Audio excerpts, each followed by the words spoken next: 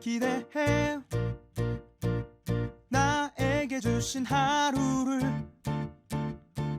때론 피곤하고 일어나기 싫고 널 깨우는 알람 소리에 짜증도 나겠지만 안녕하세요. 오늘도 푸른 말씀 임세휘 목사입니다. 반갑습니다.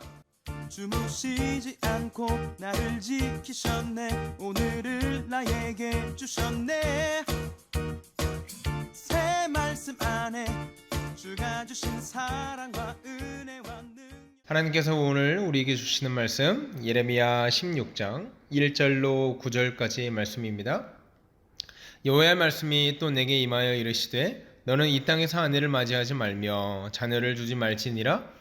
이곳에서 낳은 자녀와 이 땅에서 그들을 해산한 어머니와 그들을 낳은 아버지에 대하여 여호와께서 이와 같이 말씀하시오니 그들은 독한 병으로 죽어도 아무도 슬퍼하지 않을 것이며 묻어두지 않아 지면의 분토와 같을 것이며 딸과 칼과 기근에 망하고 그 시체는 공중의 새와 땅의 짐승의 밥이 되리라. 여호와께서 이와 같이 말씀하시되 초상집에 들어가지 말라. 가서 통곡하지 말며 그들을 위하여 애곡하지 말라. 내가 이 백성에게서 나의 평강을 빼앗으며 인자와 사랑을 제함이라. 여호와의 말씀이니라. 큰 자든지 작은 자든지 이 땅에서 죽으리니 그들이 매장되지 못할 것이며 그들을 위하여 애곡하는 자도 없겠고 자기 몸을 베거나 머리털을 미는 자도 없을 것이며 그 죽은 자로 말미암아 슬퍼하는 자와 떡을 떼며 위로하는 자가 없을 것이며 그들의 아버지나 어머니의 상사를 위하여 위로의 잔을 그들에게 마시게 할 자가 없으리라. 너는 잔치집에 들어가서 그들과 함께 앉아 먹거나 마시지 말라.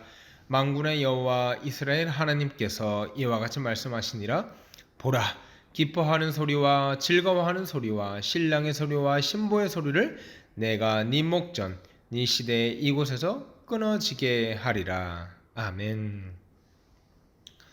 오늘 예레미야 16장에 보면 좀 어떻게 보면 굉장히 삭막하고 어떠한 기쁨과 즐거움이 이제 끊어질 것을 하나님이 예레미야를 통하여서 예언하게 하십니다. 예레미야에게도 금지시킨 것들이 세 가지가 있었어요. 첫째는 뭐냐면 아내를 맞이하지 말라. 2절 한번 보시면 아내를 맞이하지 말라. 그래서 아내를 맞이하지 말고 또 자녀를 낳지 말라. 그렇게 말씀하세요. 또 5절에 보니까 초상집에 들어가지 말라. 가서 통곡하고 뭐 위로하고 그렇게 하지 마라. 그리고 8절에 보니까요. 잔치집에 들어가서 그들과 함께 먹거나 마시지 말라라고 얘기를 합니다. 여러분, 예레미야에게 금지하신 이 세 가지를 보니까요. 인간의 희노애락을 대표하는 것들이에요. 여러분, 아내를 맞이하는 것, 결혼을 해서 가정을 이루는 것, 이건 굉장히 행복한 일 아닙니까? 그리고 또 자녀를 출산해가지고 그 자녀를 키우고 양육하는 것.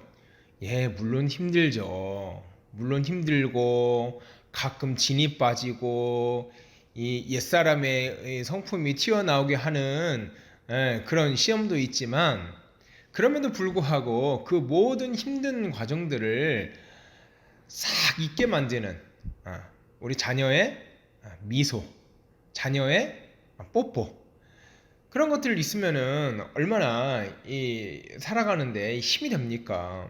그러니까 결혼도 하지 말라고 하고 자녀도 두지 말라고 합니다. 이 큰 기쁨을 하나님께서 금지시키고 있다는 거예요. 그리고 또 5절에 보니까 초상집에 들어가지 말래요. 여러분, 자녀를 주는 것이 생명의 기쁨을 맛보는 거였다면 초상집에 들어가는 것이 무엇을 의미합니까? 죽음과 관련 있는 건 아닙니까? 그래서 죽음을 당한 사람을 애도하고 위로해 주는 것 굉장히 중요하지 않습니까? 근데 초상집에도 들어가지 말래요. 그리고 5절 중반절 보면 굉장히 구체적으로 기록하고 있어요. 가서 통곡하지도 말고 그들을 위하여 애곡하지도 말라. 그렇게 말씀하고 있어요. 그리고 8절에 보면 잔치집에 들어가지 말라. 이 잔치집에는 이제 신랑 신부 결혼하는 이, 이 결혼식을 염두에 둔 표현이거든요. 그러니까 신랑 신부의 결혼식에도 들어가지 말라.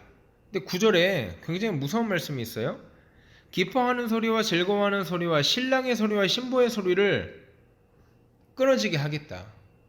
그러니까 하나님이 지금 뭘 선포하시냐면 이 유다 백성을 향해서 완전한 심판과 완전한 비극을 하나님께서 선포하고 계시더라는 거예요. 자녀를 낳을 필요도 없고 아내를 맞을 필요도 없어요. 왜요? 이제부터 비극이 시작될 거기 때문에 아내를 맞이하고 자녀를 두지 않는 것이 더 나은 거예요. 3절에서 뭐라고 합니까? 낳은 자녀와 해사는 어머니와 아버지에 대해서 말씀하시기를 4절 독한 병으로 죽어도 아무도 슬퍼하지 않을 것이다. 그러니까 이 나라가 하나님의 계획에 의해서 이 나라를 징계하면서 이 나라가 멸망할 건데 자녀도 죽을 것이고 얼마나 죽는 아이들이 많은지 매장할 곳도 없고 아무도 슬퍼하고 애통하지 않을 것이다. 그러니까 결혼할 필요도 없고 자녀를 낳을 필요도 없다. 초상집에 들어갈 필요도 없다. 통곡하는 것 그것도 어쩌다가 죽었을 때 통곡하는 거지 줄줄이 다 죽어나갈 건데 뭐하러 초상집에 가느냐. 초상집에 갈 것도 없다. 여러분 이 얼마나 무서운 하나님의 징계입니까? 여러분 그런데요 제가 이 5절 말씀을 보면서 이 마음속에 한 가지 팍 박힌 게 뭐냐면 5절 하반절에 이렇게 말씀하세요. 내가 이 백성에게서 나의 평강을 빼앗으며 인자와 사랑을 제함이라 여호와의 말씀이니라. 여러분 이 말씀을 하셨을 때요 하나님의 마음이 어떠했을까요?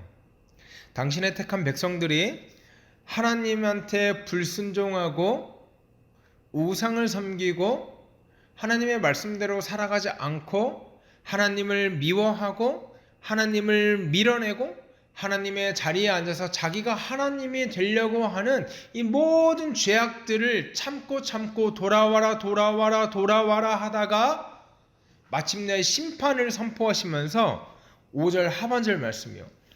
내가 이 백성에게서 내 평강을 빼앗겠다. 이제 인자함도 없고 내가 이 백성을 사랑하는 일도 없을 것이다. 이 말씀을 하셨을 때 하나님의 마음이 어떠했을까요? 저는 하나님의 마음이 썩어 문드러져 가면서 속으로 막 울음을 삼켜가면서 이 고백을 하셨다고 생각합니다. 여러분 그런가 하면 또 5절 하반절에서 우리가 느끼는 건 뭐냐면 하나님을 떠난 인생, 하나님께 등 돌린 인생, 그 인생은 하나님께서 선포하시는 것처럼 나의 평강을 빼앗으며 그 삶 가운데는 평강이 있을 수가 없다는 거죠. 내 욕심대로 살아가는 인생, 평강이 있을 수가 없다는 거예요. 마음껏 죄 지으면서 쾌락만을 쫓아서 살아가는 인생, 그 인생은 평강이 있을 수가 없다는 거죠. 항상 불안합니다. 항상 초조해요. 무언가에 쫓겨요. 가져도 무언가 더 가져야 될 것 같은 압박감에 시달리는 인생, 이것이 하나님을 떠난 하나님께 등 돌린 인생의 비참함이라는 거죠. 그래서 뭐라고 합니까? 9절 말씀에 보면 기뻐하는 소리, 즐거워하는 소리 다 끊어지게 할 것이다. 하나님께 등 돌린 인생의 두 번째 특징, 그곳에는 기쁨이 없다는 거죠. 즐거움이 없다는 거예요.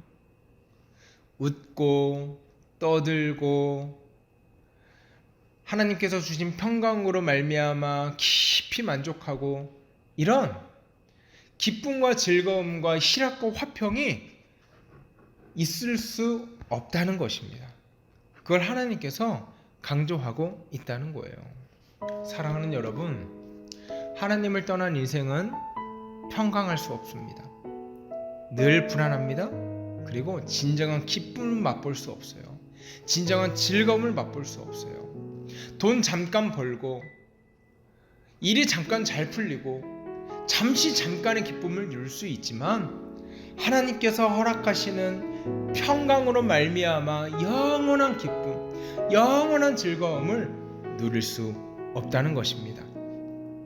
그러므로 사랑하는 여러분, 오늘 한 주를 또 시작하면서 우리 기도 제목으로 삼아야 되고 또 한 주의 힘의 근원으로 삼아야 될 말씀, 하나님, 우리가 다른 것 붙들고 살아가면서 잠시 잠깐 오는 행복과 기쁨에 목말르지 않도록 하시고 하나님께서 주시는 영원한 기쁨, 하나님께서 주시는 아무도 빼앗아갈 수 없는 평강, 그거 소망할 수 있도록 인도하여 주십시오. 하나님께서 주시는 평강으로 말미암아 영원한 기쁨과 즐거움을 마음껏 누리고 살아가는 이번 한 주 될 수 있도록 인도하여 주십시오. 그렇게 기도하고 오늘 한 주도 또 힘차게 살아가시는 우리 부른 사랑의 교회 성도들 다 되시기를 주의 이름으로 소원합니다. 함께 기도합니다.